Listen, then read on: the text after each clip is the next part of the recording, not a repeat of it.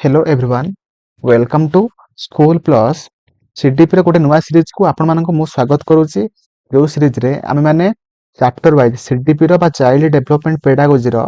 Chapter wise MCQ सब practice करिबा जोटा कि हमर फर्स्ट चैप्टर जोटा अछि concept principles and stages of child development हला से जोटा कि हमर फर्स्ट चैप्टर हला से चैप्टर रो फर्स्ट 30 टा एमसीक्यू आमे एही वीडियो माध्यम रे डिस्कशन करिबा हला जोटा कि हमर आगामी city OTT junior teacher assistant teacher RST CTET B.Ed and all teaching exam हला जो टीचिंग एग्जाम दियंतु ना काहे ना सब टीचिंग एग्जाम रो सिलेबस रे कोन अछि सीटीपी अछि सेति पई आपण माने एही वीडियोटा को फास्ट टू लास्ट से देखिबे एवं ता सहित ए सीरीज टा को मध्य सब देखिबे सब माने सीरीज रे जहां भी किछि वीडियो अपलोड हबो सब वीडियो को आपण माने देखिबे काहे ना सीटीपी तो सब टीचिंग एग्जाम अछि ना एवं ता सहित आपण माने वीडियो को लाइक कर देबे चैनल को नुआ थिले सब्सक्राइब करिकि ऑल नोटिफिकेशन ऊपर क्लिक करिवे जदर कि मु जहां भी किछि नुआ वीडियो अपलोड करिवे आपण मन फास्ट नोटिफिकेशन पाई परिबे एवं ता सहित एही सीरीज पूर्वरु मैथ रो सीरीज स्टार्ट ही सारछि और रीजनिंग रो सीरीज मध्ये स्टार्ट ही सारछि हला एवं ता सहित जूनियर टीचर रो सब प्रीवियस रे क्वेश्चन सब डिस्कशन होई सारिछि सब सब्जेक्ट वाइज जोटा कि रीजनिंग मैथ आ हमर कंप्यूटर सीडीपी सब माने ओडिया ग्रामर सब किछि अपलोड हे सारछि जदि देखि नांती जाई देखंतु चैनल रे वीडियो अवेलेबल हेक अछि एवं ता सहित आपण माने मते कमेंट जणाबे कि आपण मानकर आउ को टॉपिक ऊपर वीडियो नीड अछिला एवं ता सहित एही वीडियोटी आपण मानक केमिति लागला मते कमेंट जणाबे चलंतु हम वीडियो स्टार्ट करिबा हला प्रथम क्वेश्चन एठी आपण मानक पचारछि कहिछि व्यक्तिर वृद्धि हला निम्नलिखित मध्यन केउ प्रक्रिया अटे ना यदि व्यक्तिर वृद्धि होछि माने ग्रोथ होछि हला यदि ग्रोथ होछि सेटा गोटे केउ प्रक्रिया अटे ऑप्शन अछि कोन ना धारावाहिक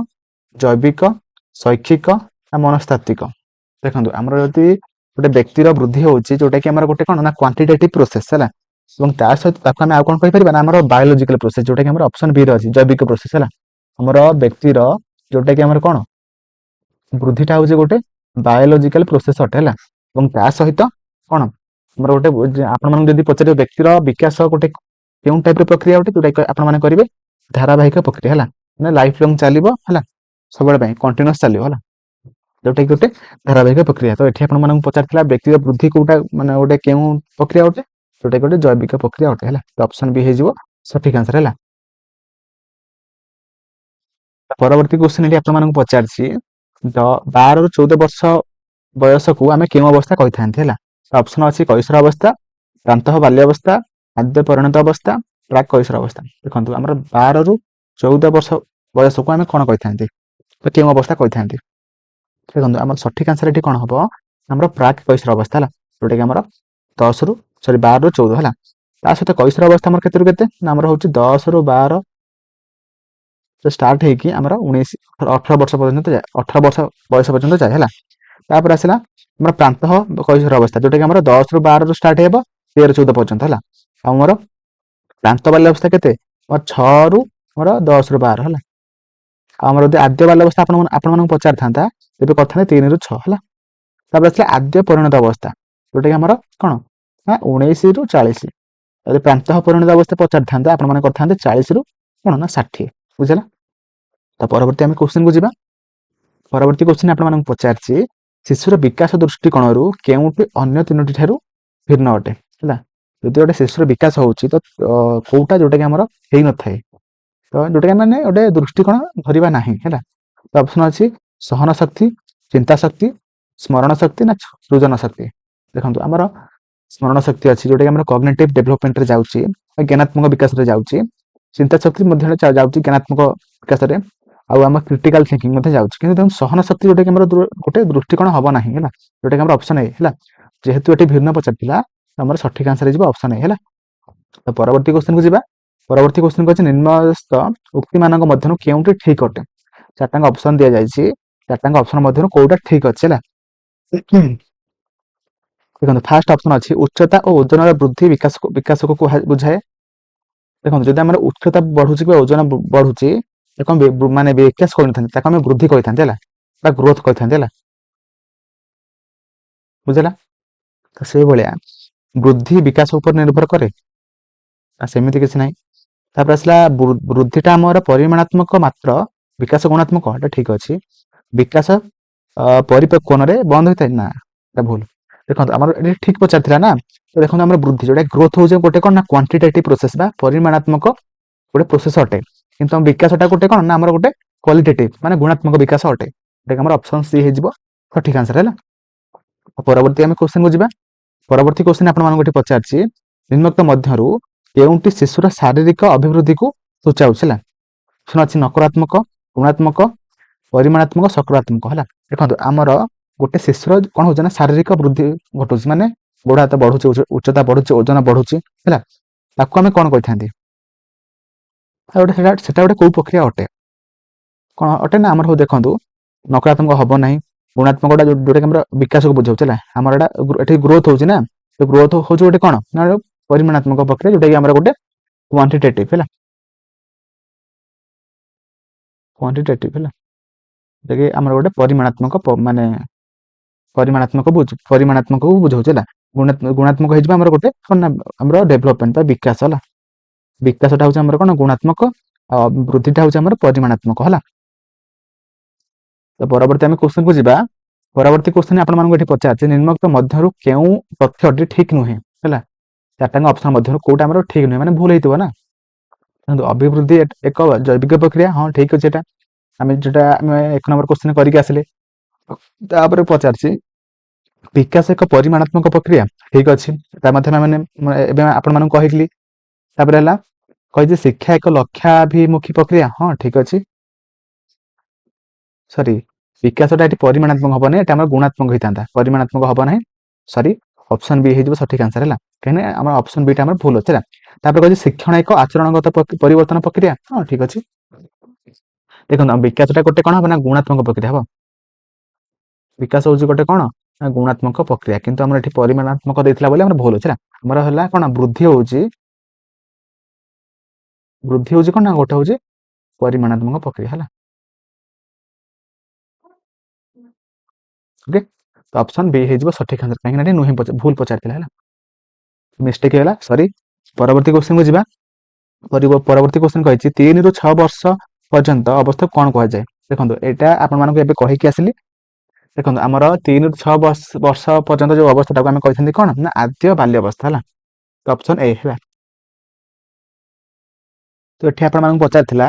3 ରୁ 6 वर्ष पर्यंत अवस्था को आम कौन कही जोटा कि हो आद्य बाल्यवस्था है प्रांत बाल्यवस्था क्या कहुए ना आम हूँ कौन 6 ରୁ 10 ରୁ 12 वर्ष पर्यंत है आसला प्राक कैशोर अवस्था जोटा कि कौन प्राक कैशोर अवस्था जोटा कि क्या बुझाए 10 ରୁ 12 10-12 वर्ष स्टार्ट हम जोटा कि 13-14 वर्ष पर्यंत है बुझेगा आमर प्राक गला आमर खाली कैशोर अवस्था केते ना 10-12 स्टार्ट हम 18 वर्ष पर्यंत है बुझेगा। परवर्ती आम क्वेश्चन को जावा परवर्ती क्वेश्चन आपको पचार हर्लक मतरे आद्य बाल्यवस्था बयस सीमा केते आद्य बाल्यवस्था है केते आमर 3 ରୁ 6 जो मैंने करके आसिले ना तो ऑप्शन ए हो सठिक आंसर है। तो परवर्ती क्वेश्चन आपको पचार क्यों उक्ति विकास नियम को बुझाऊँ कौटा जोटा कि आम गोटे चार्टा ऑप्शन मध्य कौटा मैं विकास को बुझाऊँ है तो ऑप्शन अच्छे विकास सर्वदा समान भाव में घटी थाए ना समान भाव में हम ना अपडाउन हम तापर अच्छी विकास समाज कैंद्रिक अटे ना तापर कही विकास एक परिमाणात्मक प्रक्रिया अटे ना विकास हूँ गोटे गुणात्मक प्रक्रिया अटे है आम यहाँ हेनी तो कि देखो ऑप्शन सी जोटा कि कही सठिक आंसर हम जोटा कही विकास एक धारावाहिक प्रक्रिया माने आम कौन ना डेभलपमेंट हूँ गोटे कौन ना कंटिन्यूअस प्रक्रिया अटे है मैंने सब चलो है जो टाइप भी सिचुएसन आसू पिलार गोटे डेभलपमेंट हो नेगेटिव होता पारे कि पॉजिटिव होता पारे कि डेभलपमेंट होगा ओके से ऑप्शन सी हो सठिक आंसर है। तो परवर्ती क्वेश्चन कही निम्नलिखित गुड़िक मध्यरु केउंटी भूल माने चार्टा ऑप्शन मध्य कौटा भूल अच्छे है तो ऑप्शन अच्छे विकास व्यक्ति केंद्रिक अटे ठीक अच्छे माने सबू लोकंकर भिन्न भिन्न स्पीड रे डेभलपमेंट होता है समान गति रे डेभलपमेंट हो न था है जोटा कि व्यक्ति केंद्रिक ठीक अच्छे बुझिपारे। तो परवर्ती क्वेश्चन कही परिपक्वन रे विकास अंत घटे ना हाँ हमारे परिपक्वन रे विकास अंत घटे ना ठीक अच्छे तार विकास एक जीवनव्यापी प्रक्रिया ठीक अच्छे आ कही विकास सदा सर्वदा समान भाव घटी थाए ना समान भाव हम ना जोटा कि डिफरेन्ट स्पीड रे होता है के स्पीड हो माने कमिज है जोटा कि ऑप्शन डी टा भूल अच्छे ତ ଏଠି ଆପଣମାନଙ୍କୁ ପଚାରିଥିଲା ଭୁଲ କୋଉଟା, ସେଥିପାଇଁ ଆପଣମାନେ ଅପସନ୍ ଡି ଟାକୁ କରିବେ ହେଲା। ତ ଅପସନ୍ ଡି ହେଇଯିବ ସଠିକ ଆନ୍ସର ହେଲା।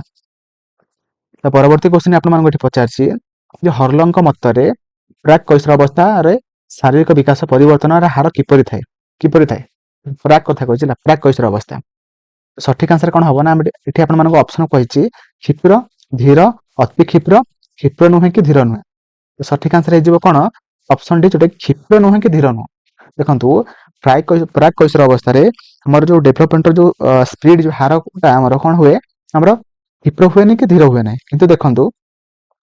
ଆମର କଣ, ଆମର ଯଦି ପ୍ରାକ୍ ଗଲା, ଯୋଉଟା କି ଲାଷ୍ଟ କୈଶୋର ଅବସ୍ଥା, କୋଉଟା ଆମର କଣ ନା କୈଶୋର ଅବସ୍ଥା, ଖାଲି କହିଥିଲି କୈଶୋର ଅବସ୍ଥା, ସେଥିରେ କିନ୍ତୁ ଆମର ଡେଭଲପମେଣ୍ଟର ହାର କଣ ହୁଏ ନା ଟିକେ କ୍ଷିପ୍ର ହୁଏ। ଯୋଉଟା ଆମର ଅପସନ ଏ ଅଛି ହେଲା। ଯେହେତୁ ଆପଣମାନଙ୍କୁ ଏଠି ପଚାରିଥିଲା ପ୍ରାକ୍ କୈଶୋର ଅବସ୍ଥା, ସେଥିପାଇଁ ଆମର ଏଠି ଅପସନ ଡି ହେଇଯିବ ସଠିକ ଆନ୍ସର ହେଲା। ତ ପରବର୍ତ୍ତୀ କ୍ୱେଶ୍ଚିନ୍ କହିଛି ଶିଶୁର ବିକାଶ ଧାରା କିପରି ଗତି କରିଥାଏ? ଶିଶୁର ବିକାଶଟା ଧାରା କିପରି ଗତି କରେ ନା, ଅପସନ ଅଛି ସରଳରୁ ଜଟିଳ, ଜଟିଳରୁ ସରଳ, ନିର୍ଦ୍ଦିଷ୍ଟରୁ ସାଧାରଣ, ସାଧାରଣରୁ ନିର୍ଦ୍ଦିଷ୍ଟ। ଦେଖନ୍ତୁ ଆପଣମାନେ ଜାଣିଛନ୍ତି କି ଆମର ଡେଭଲପମେଣ୍ଟ ଯୋଉଟା କି ଆମର ଜେନେରାଲ ଟୁ ସ୍ପେସିଫିକ, G2S ହେଲା, ଜେନେରାଲ ଟୁ ସ୍ପେସିଫିକ ହେଲା, ଯୋଉଟା କି ଆମର ଅପସନ ଡି ରେ ଅଛି ହେଲା, ସାଧାରଣରୁ ନିର୍ଦ୍ଦିଷ୍ଟ ହେଲା। ତ ଅପସନ ଡି ହେଇଯିବ ସଠିକ ଆନ୍ସର। ତ ପରବର୍ତ୍ତୀ କ୍ୱେଶ୍ଚିନ୍ କହିଛି କେଉଁଟି ଠିକ ନୁହେଁ, ମାନେ ଚାରିଟାଙ୍କ ଅପସନ ଅଛି, ଚାରିଟାଙ୍କ ଅପସନ ମଧ୍ୟରୁ କୋଉଟା ଠିକ ନୁହେଁ ପଚାରିଛି ହେଲା। ତ ଅପସନ ଅଛି ବିକାଶ ଏକ ଜୀବନବ୍ୟାପୀ ପ୍ରକ୍ରିୟା, ଠିକ ଅଛି, ଜୀବନ ମାନେ ସବୁବେଳେ ପାଇଁ ଆମର ବିକାଶ ଚାଲେ। ତାପରେ ଅଛି ବିକାଶ ସଦାସର୍ବଦା ସମାନ ଭାବେ ଘଟିଥାଏ, ନୋ, ସମାନ ଭାବରେ ହବ ନାହିଁ, ଆମର ଡିଫରେଣ୍ଟ ସ୍ପିଡ ରହିଥାଏ। ବିକାଶ ଗୋଟେ ବ୍ୟକ୍ତି କେନ୍ଦ୍ରିକ ଅଟେ କହିକି ଆସିଲି, ଆଉ ପରିପକ୍ୱତାରେ ବିକାଶର ଅନ୍ତ ଘଟେ ନାହିଁ, ଠିକ ଅଛି। କିନ୍ତୁ ଆମର ଦେଖନ୍ତୁ ଭୁଲ ପଚାରିଥିଲା, ଯେହେତୁ ଅପସନ ବି ହେଇଯିବ ସଠିକ ଆନ୍ସର, ଯୋଉଟା କି ବିକାଶ ସର୍ବଦା ସମାନ ଭାବେ ଘଟି ନଥାଏ ହେଲା। ତ ପରବର୍ତ୍ତୀ କ୍ୱେଶ୍ଚିନ୍ କହିଛି ଅପସନ ମାନେ ପରବର୍ତ୍ତୀ 14 ନମ୍ବର କ୍ୱେଶ୍ଚିନ୍ କହିଛି କି ବ୍ୟକ୍ତିର ଅଭିବୃଦ୍ଧି କେଉଁ ପ୍ରକ୍ରିୟା ଦ୍ୱାରା ସଂଗଠିତ ହୋଇଥାଏ ହେଲା। ବ୍ୟକ୍ତିର ଯଦି ଅଭିବୃଦ୍ଧି ଘଟୁଛି ତେବେ କୋଉ ପ୍ରକ୍ରିୟା ଦ୍ୱାରା ସେଟା ହୋଇଥାଏ, ବା ସେଇ ପ୍ରକ୍ରିୟାକୁ ଆମେ କଣ କହିଥାନ୍ତି ହେଲା। ତ ଅପସନ ଅଛି ସାମାଜିକ, ଜୈବିକ, ଶୈକ୍ଷିକ, ଧାରାବାହିକ। ତ ସଠିକ ଆନ୍ସର ଦେଖନ୍ତୁ କଣ ହବ ନା, ଆମର ହଉଛି ବ୍ୟକ୍ତିର ଅଭିବୃଦ୍ଧି, ଯୋଉଟା କି ଆମର ଶାରୀରିକ, ନହେଲେ ଆମେ କରିପାରିବା କି ଜୈବିକ ହେଲା, ଯୋଉଟା କି ଆପଣମାନଙ୍କୁ ମୁଁ ଫାଷ୍ଟ କହିକି ଆସିଲି ହେଲା। ଯୋଉଟା କି ଆମର ବ୍ୟକ୍ତିର ଯଦି ବୃଦ୍ଧି ହଉଛି ତାକୁ ଆମେ କହିବା ବାୟୋଲୋଜିକାଲ ପ୍ରୋସେସ ହେଲା। ଆଉ ଯଦି ଆମେ ମାନେ ଡେଭଲପମେଣ୍ଟ ବା ବିକାଶ କଥା କହିବା, ସେଟା ହଉଛି ଆମର ଗୋଟେ କଣ ନା ଧାରାବାହିକ ପ୍ରୋସେସ ହେଲା, କଣ୍ଟିନ୍ୟୁଅସ ପ୍ରୋସେସ ହେଲା। ପରବର୍ତ୍ତୀ କ୍ୱେଶ୍ଚିନ୍ କହିଛି କେଉଁଠି ସେଫାଲୋକୋଡାଲ ବିକାଶ ଧାରାକୁ ସୂଚାଉଛି, ମାନେ ସେଫାଲୋକୋଡାଲ ଆମର ତାର ଡିରେକ୍ସନ କଣ? ଅପସନ ଅଛି କେନ୍ଦ୍ରରୁ ମୁଣ୍ଡ ଆଡକୁ, ମୁଣ୍ଡରୁ ଗୋଡ ଆଡକୁ, କେନ୍ଦ୍ରରୁ ଚତୁଃପାର୍ଶ୍ୱ, ନା ଉପରୋକ୍ତ ସମସ୍ତ। ଦେଖନ୍ତୁ ଆମର ସେଫାଲୋକୋଡାଲ ମାନେ ହେଡ ରୁ ଟଏ, ଯୋଉଟା କି ମୁଣ୍ଡରୁ ଗୋଡ ଆଡକୁ ହେଲା। ତ ଅପସନ ବି ହେଇଯିବ ସଠିକ ଆନ୍ସର ହେଲା। ତ ସେଇଭଳି ଆମର ଆଉ ଗୋଟେ ଅଛି ପ୍ରକ୍ସିମୋ ଡିଷ୍ଟାଲ, ଯୋଉଟା କି ଆମର କଣ ସେଣ୍ଟରରୁ ପେରିଫେରି, ବା ଆମର ଅପସନ କହିପାରିବା କେନ୍ଦ୍ରରୁ ଚତୁଃପାର୍ଶ୍ୱ, ଯୋଉଟା କି ଆମର କାହାର ଡିରେକ୍ସନ ନା ହଉଛି ପ୍ରକ୍ସିମୋ ଡିଷ୍ଟାଲ ହେଲା। ତ ପରବର୍ତ୍ତୀ କ୍ୱେଶ୍ଚିନ୍ କୁ ଯିବା, କହିଛି କେଉଁ ବିଧିଟି ବୃଦ୍ଧି ଓ ବିକାଶର ସମ୍ପର୍କିତ ନୁହେଁ ହେଲା। କୋଉଟା ଯୋଉଟା କି ଆମର କେଉଁ ମାନେ ଚାରିଟାଙ୍କ ଅପସନ ମଧ୍ୟରୁ କୋଉ ବିଧି ଯୋଉଟା କି ଆମର ବୃଦ୍ଧି ଓ ବିକାଶର ସମ୍ପର୍କିତ ନୁହେଁ କୋଉଟା? ତ ଅପସନ ଅଛି ନିରନ୍ତର ବିଧି, ସହଚର୍ଯ୍ୟ ବିଧି, ଏକୀକରଣ ବିଧି, ନା ପ୍ରଭେଦୀକରଣ ବିଧି। ତ ଦେଖନ୍ତୁ ସଠିକ ଆନ୍ସର କଣ ହବ, ଦେଖନ୍ତୁ ଆମର ସହଚର୍ଯ୍ୟ ବିଧି, ଯୋଉଟା କି ଆମର ନାହିଁ ଏଟା ହେଲା।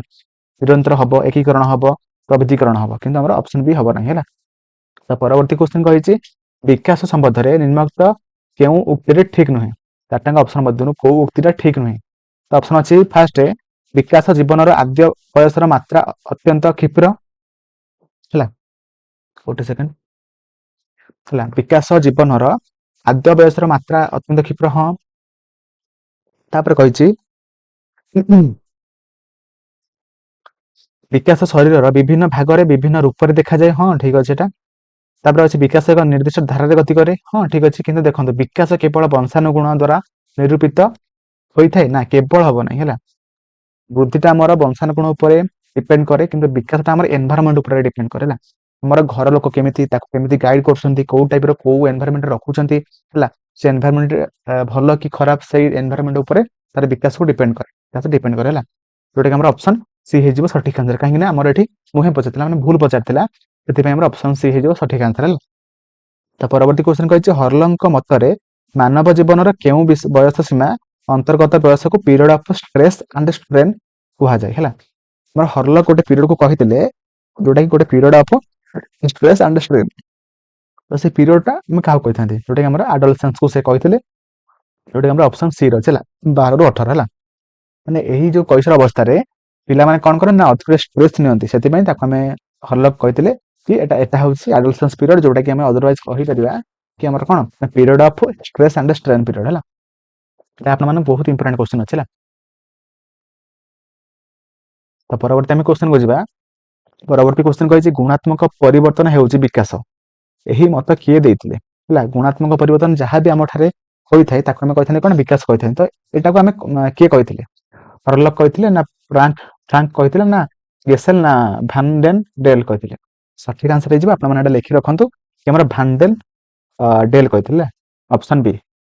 ତାପରେ ପରବର୍ତ୍ତୀ କ୍ୱେଶ୍ଚନ କହିଛି ପେଡାଗୋଜି କାହାକୁ କୁହାଯାଏ ହେଲା ପେଡାଗୋଜି ଆମେ କାହାକୁ କହିଥାନ୍ତି ନା ଅପସନ ଅଛି ଶିକ୍ଷଣ ସମ୍ବନ୍ଧୀୟ ବିଜ୍ଞାନ ନା ଶିକ୍ଷା ଯୋଜନା ସମ୍ପର୍କିତ ବିଜ୍ଞାନ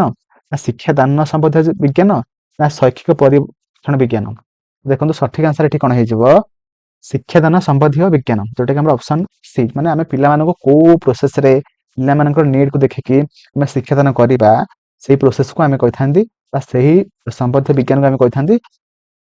ପେଡାଗୋଜି ହେଲା ଯୋଉଟା କି ଶିକ୍ଷାଦାନ ସମ୍ବନ୍ଧୀୟ ବିଜ୍ଞାନ ହେଇଯିବ ସଠିକ ଆନ୍ସର ହେଲା ଅପସନ ସି ହେଇଯିବ ସଠିକ ଆନ୍ସର ପରବର୍ତ୍ତୀ କ୍ୱେଶ୍ଚନ କହିଛି ନିମ୍ନସ୍ଥ ଉକ୍ତି ମାନଙ୍କ ମଧ୍ୟରୁ ହେଲା କେଉଁଠି ଠିକ ଚାରିଟାଙ୍କ ଅପସନ ମଧ୍ୟରୁ କୋଉଟା ଆମର ଠିକ ଅଛି ଅପସନ ଅଛି ଉଚ୍ଚତା ଓ ଓଜନର ବୃଦ୍ଧିକୁ ବିକାଶ କୁହାଯାଏ नो ଆମେ ଦେଖନ୍ତୁ ବିକାଶ ଆମେ ଏଟା ବୃଦ୍ଧି କହିଥାନ୍ତି ହେଲା ଯଦି ଆମେ ଉଚ୍ଚତା ଓଜନ ଗୋଟେ ପିଲାର ବଢୁଛି ତାକୁ ଆମେ କହିଥାନ୍ତି ବୃଦ୍ଧି ହେଲା ବିକାଶ କହିବା ନାହିଁ ତାପରେ କହିଛି ବୃଦ୍ଧି ବିକାଶ ଉପରେ ନିର୍ଭର କରେ ବୃଦ୍ଧିଟା ଆମର ବିକାଶ ଉପରେ ନିର୍ଭର କରେ ନାହିଁ ହେଲା ତାପରେ କହିଛି ବିକାଶ ପରିପକ୍ୱରେ ବନ୍ଦ ହୁଏ ନା ହେଲା ତାପରେ ଅପସନ ସି ଯୋଉଟା କହିଛି ବୃଦ୍ଧି ପରିମାଣାତ୍ମକ ଆଉ ବିକାଶ ହେଉଛି ଗୁଣାତ୍ମକ ଯୋଉଟା ଆମର ଠିକ ଅଛି ଆପଣମାନଙ୍କୁ ଏଟା ମୁଁ କହିକି ଆସିଥିଲି ହେଲା ପରବର୍ତ୍ତୀ କ୍ୱେଶ୍ଚନ ଆପଣମାନଙ୍କୁ ଏଠି ପଚାରିଛି କହିଛି ମାତୃ ଗର୍ଭରେ ଗର୍ଭ ସଞ୍ଚାରର ପ୍ରାୟ କେତେ ଦିନ ପରେ ପୂର୍ଣ୍ଣାଙ୍ଗ ଶିଶୁଟିଏ ଜନ୍ମ ହୋଇଥାଏ ହେଲା ଅପସନ ଅଛି 280 282 270 272 କିନ୍ତୁ ସଠିକ ଆନ୍ସର ଏଠି କଣ ହବ 280 ଯୋଉଟା କି ଆପଣମାନଙ୍କର FC2 ରେ ଅଛି ହେଲା ଗୋଟେ ପିଲା 280 ଦିନ ତା ମା ପେଟରେ ରହିଲା ପରେ ସେ ଜନ୍ମ ହୋଇଥାଏ ହେଲା ପରବର୍ତ୍ତୀ କ୍ୱେଶ୍ଚନ କହିଛି ଶିଶୁ ଶରୀରର ପରିମାଣାତ୍ମକ ଉନ୍ନତିକୁ କଣ କୁହାଯାଏ ହେଲା ଦେଖନ୍ତୁ ଗୋଟେ ଶିଶୁର କଣ ଶରୀର ବୃଦ୍ଧି ହଉଛି ହେଲା ବା ପରିମାଣାତ୍ମକ ବା କ୍ୱାଣ୍ଟିଟେଟିଭ ମାନେ ଡେଭଲପ ମାନେ ବୃଦ୍ଧି ହଉଛି ହେଲା ତାକୁ ଆମେ କଣ କହିଥାନ୍ତି ନା ଆମେ କହିଥାନ୍ତି ଅଛି ମାନସିକ ବିକାଶ ନା ଶାରୀରିକ ବିକାଶ ସାମାଜିକ ବିକାଶ ନା ଆବେଗିକ ବିକାଶ ଦେଖନ୍ତୁ ଶରୀର ବୃଦ୍ଧି ହଉଛି ନା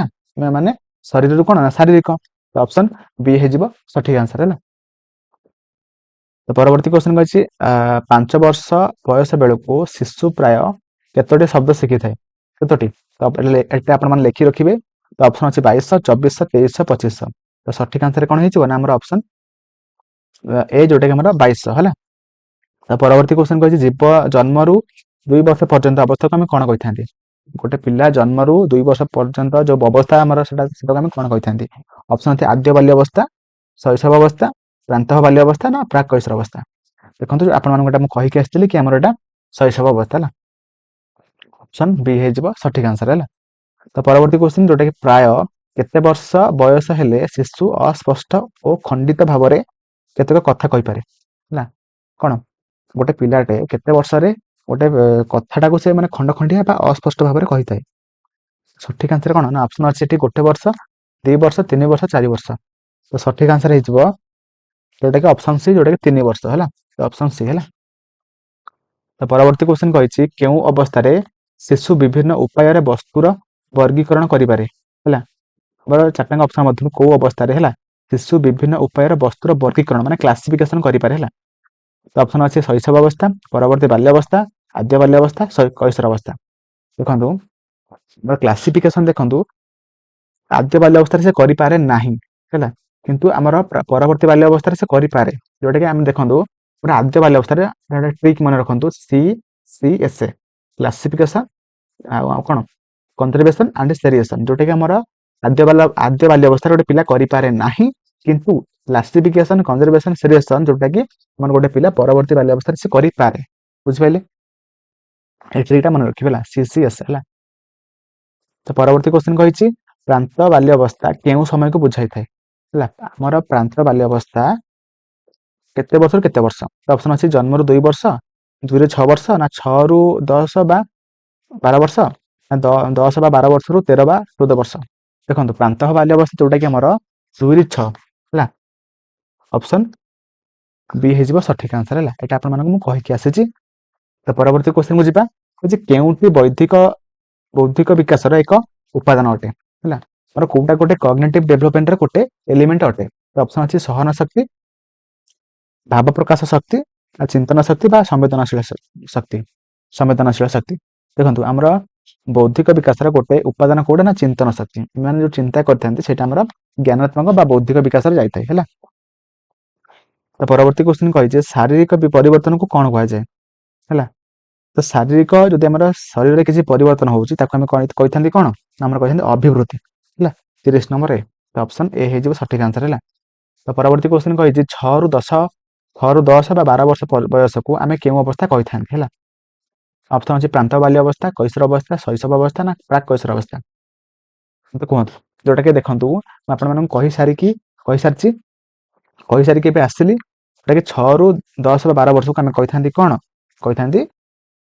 प्रांत बाल्य अवस्था है। तो ऑप्शन ए हो सठिक आंसर है। परवर्ती क्वेश्चन कही निम्नलिखित मध्यरु केउंटी जैविक परिवर्तन नुह है। आम मैंने ग्रोथ को कही था कौन ना ग्रोथ को आम कही बायोलॉजिकल प्रोसेस है। बायोलॉजिकल प्रोसेस तो आम मैंने 4टा ऑप्शन मध्य कौटा को आम जैविक परिवर्तन कहीपर ना। तो ऑप्शन अच्छे सान रू बड़ होगा